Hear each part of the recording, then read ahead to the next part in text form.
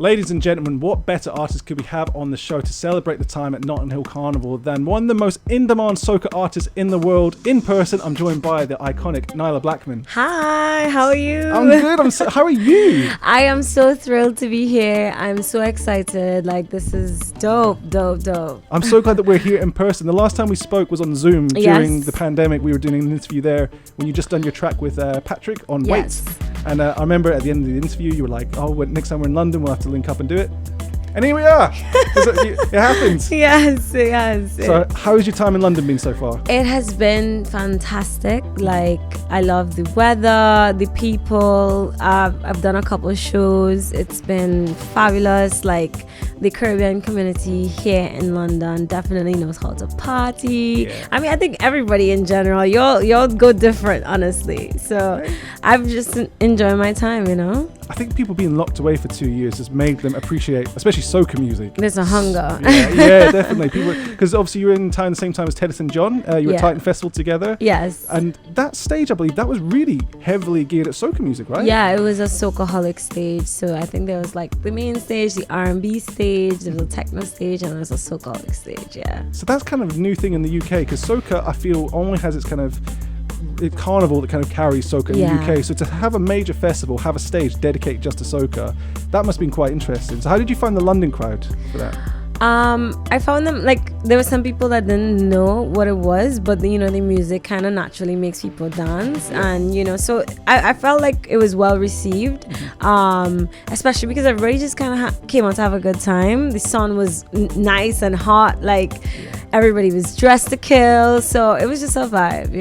Amazing. That's so good, because you're saying about like how people kind of get into soca. I think the tempo of soca music is so similar to modern EDM in a sense. Obviously the instruments might be a little bit different, but really the fundamentals are kind of carry the same. Do you think like maybe the explosion of EDM in the last 10 years has allowed more new channels for soca music?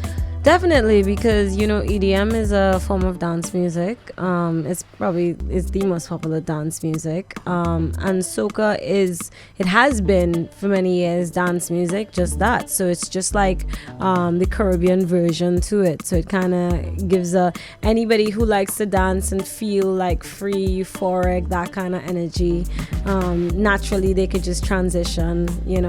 Well, definitely, I think that's something that you proved, because the last time we were interviewing you here on Represent was when you just dropped your single Weights with Patrick, and that was essentially a drum and bass jungle tune. And I remember you were saying that's the first time you've been on that kind of rhythm, although it's got close similarities in tempo, for example, to up-tempo soca music. So do you feel as if like that's something that you're really kind of keen on? Like, I know you're back here in London, like, are you maybe working with London producers on some sounds like that? I actually have been working with a lot of different London producers, even for the whole of this year.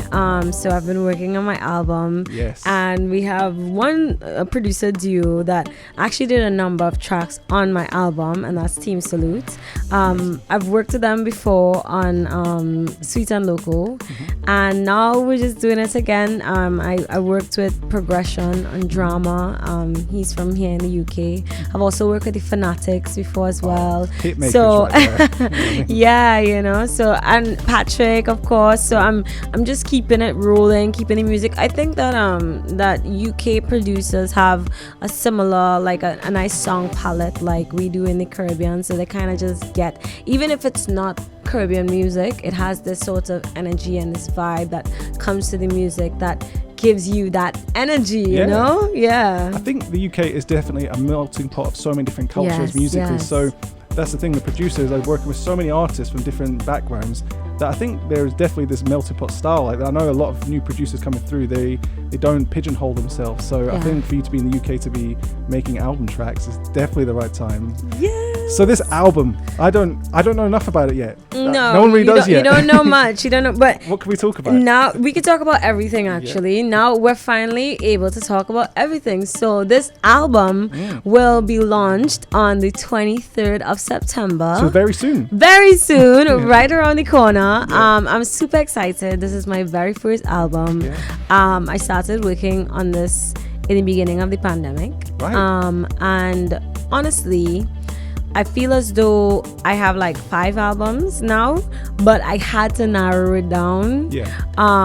So many songs were created for this album that some of them didn't make the cut, and then some of them were so good that it didn't make the cut. Yeah. Because it's probably gonna be on the next album. You know what I'm saying? So, it's 15. It's actually 16 songs. Wow. And yeah, I'm just jumping out crazy. You know. I cannot wait to hear this. So the thing that I think is really interesting as well is, you know, in the Caribbean music scene entirely, like music's digested in different ways. You've got singles, you've got albums, you have rhythms. You know, that's kind of quite unique to the Caribbean. So how do you make the decision on what's an album track when, you know, of course you've been on lots of rhythms, you have your own singles coming up. How do you go, that's on the album?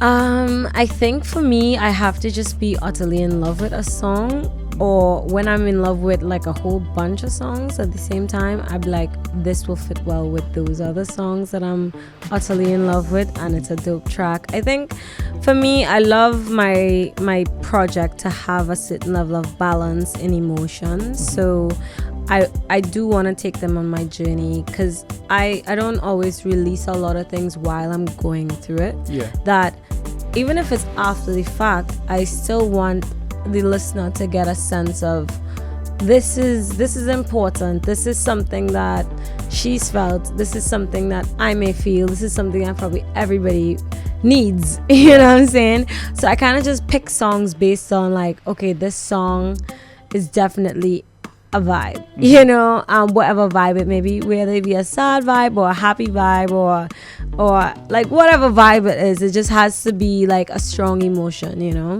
Yeah, 100%. I think this is something that a lot of people have been waiting for. Like, you've definitely got one of the most iconic voices. Thank you. You know, even if it's a genre that it's not soca, for example, people know that's you straight away. Like, you've got one of those kind of iconic voices out there.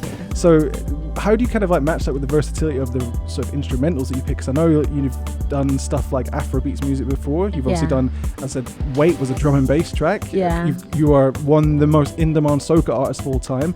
I suppose you've done the cover of Dance Monkey, didn't you, as well? Yeah. That's like a completely different shift of things. So like, how do you sort of like pattern that together in an album? How do you like split that versatile list of genres into one album? Well, I think it's kind of about the feeling. I'm just gonna go back to the feeling, because let's just say, like for instance, on this album, I have soca, I have dancehall, I have Afrobeat, I even have like a kind of a house track. Right. I have hip hop. And the thing about it is that this is kind of how my playlist naturally looks, you know. So let's just say I'm listening to Kendrick Lamar, and then I'm gonna end up listening to Amy Winehouse on the next track. So it's kind of like this big jump. But I think when sonically, when you're going back to like the music and the production, there's always some similarity now, because music, it's kind of genre-less, even though everybody knows what it is.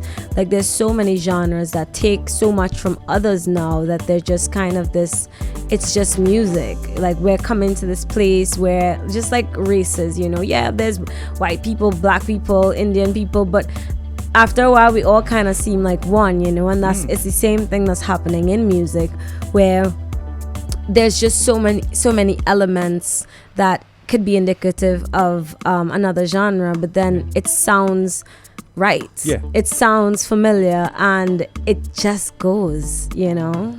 I cannot wait to hear this album. I already feel as if these are one of those albums that would be like pressed on vinyl and be like framed on a wall, like Definitely. up with there with the greats. And it's so good. Like, this is obviously your debut album, so I suppose the maddest question is like, you know, why now, with the algorithms of streaming platforms kind of shaping a lot of artists' marketing campaigns? Yeah. Some people kind of maybe afraid to jump into the album market. Like, what was it? How did you know, like, now is the time? We've done enough singles, we've done enough rhythms, we've done, like, you know, Nailah Blackman has solidified herself in this scene. It's album time. I think real artists do albums first and foremost. I've been out, I say, approximately almost 5 years now, you know, and I think that after 5 years of a very successful career of that, I mean, I really should have done one sooner, and I've been working on many over the years, but I think when it's right, it's right. You see how we had that downtime in the pandemic to kind of just make music. It's like I would have to put out a song every single month or every single week in order to just be releasing singles. You know, it wouldn't necessarily be feasible financially because it takes so much to promote and to work on one song that it's best to just put them together, you know, give them something solid, something meaningful. And the name of the album is called Teknique. Right. And funny enough, yes, I did release the first single called Teknique, but the song was actually named after the album and not the other way around. Because the original name of that song was called Tigger, right? And I changed the name based on my manager told me nobody's gonna call the song Tigger. Call the song Bum Bum Bum. I'm like, no, I don't want to call the song Bum Bum Bum. That's not my name. My name is Tigger. He was like, nobody's gonna remember that. I was like, okay, let's call it Teknique because it had that word in it. But the album was already called Teknique, and I call it Teknique because it's something that it requires skill. You know, it's something that it's not just easily done. You have to have precision in the way you do something and the way you go about pulling off something this skillful, because I say it's literally many it's crossing genres, and it's going to cross borders in terms of the sound sonically. It even has collabs from artists from the Caribbean, artists from Africa, artists from America. So, you know, it's just like, it's different. So amazing. Are you able to spill the beans on any of these collabs yet, or is it well, I kind of but you know what, I'm gonna just wait for you guys to purchase the album come September 23rd, because it's right around the corner. So just check it out, you know. Nailah Black Teknique album. I'm so glad to be able to say those words. So we kind of talk about the versatility that you have on this project. You're here on the Gully B show, and you're going to be the first ever guest to play our new game called Rhythm Roulette. I'm scared. No, don't be scared. The Rhythm Roulette concept is essentially we will find some songs that sounds maybe musically similar to some of your songs. Okay. You won't know them. I will pick a rhythm. Okay. And we will agree on the song that you want to go on. Okay. And you can perform some of your own songs over different rhythms in Rhythm Roulette. Okay. So Nailah Blackman, thank you for joining us here for the interview. I'm going to let you get ready for Rhythm Roulette. In the meantime, we're going to play the single itself, Teknique by Nailah Blackman. Thank you so much for being here. Let's do it. Thank you.